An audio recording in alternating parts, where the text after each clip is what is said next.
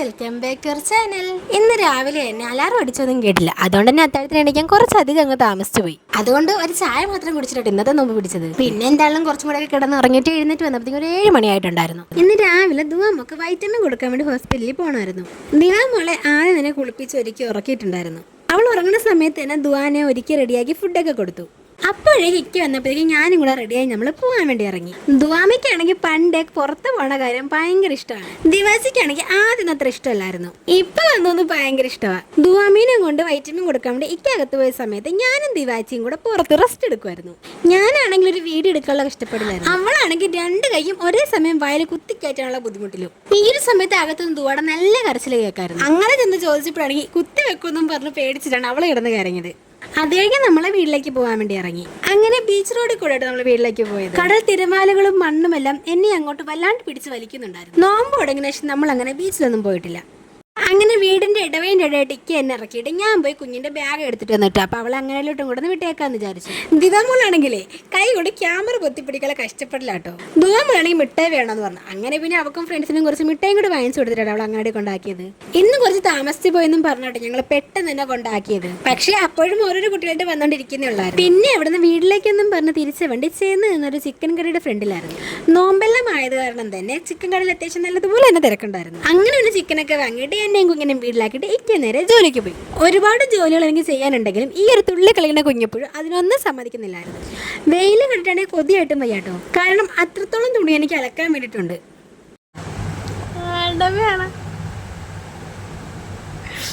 സമയമൊക്കെ പെട്ടെന്ന് നട്ടോ പോയത്. ഇക്ക ദുവാനെ അങ്ങനെ എടുത്ത് വിളിച്ചോണ്ട് വന്നിട്ടുണ്ട്.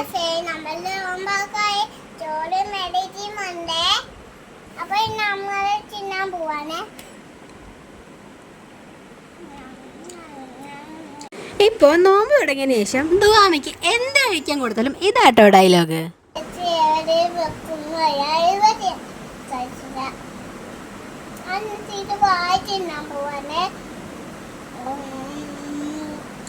ഒരു 5:30 ആയപ്പോഴാട്ടോ ഇന്നത്തെ നോമ്പുതറ പ്രിപ്പറേഷൻസ് ഒക്കെ സ്റ്റാർട്ട് ചെയ്തത്. എനിക്ക് എരിവൊക്കെ ഒരുപാട് ഇഷ്ടമാണെങ്കിലും മധുരമുള്ള ഐറ്റംസ് കഴിക്കാനാട്ടോ കുറച്ച് കൂടുതൽ ഇഷ്ടം.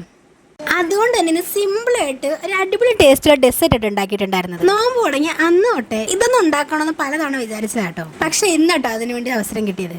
ഡെസേർട്ട് ഉണ്ടാക്കി കഴിഞ്ഞാലും ദിവാമോൾ എഴുന്നേറ്റ് ബഹളം തുടങ്ങിയിട്ടുണ്ടായിരുന്നു. പിന്നെ ബാക്കിയുള്ള പണികളെല്ലാം തന്നെ അവളെ കയ്യിൽ വെച്ചുകൊണ്ട് ചെയ്യുക എന്നല്ലാണ്ട് വേറെ വഴിയൊന്നുമില്ല.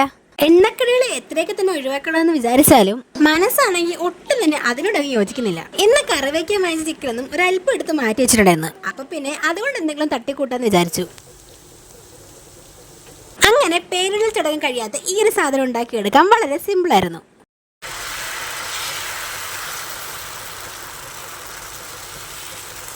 അല്ലേലും ഈ ഇടത് കൈകൊണ്ടുള്ള ദോശ ഇടലൊന്നും എന്നെ കൊണ്ടൊക്കൂല. കുഞ്ഞു കയ്യിൽ നിന്ന് ബഹളം വെച്ചപ്പോൾ ഇടത് കൈകൊണ്ടുള്ള ദോശ ഉണ്ടാക്കിയ സീനാണ് നിങ്ങൾ ഇപ്പൊ കണ്ടത്.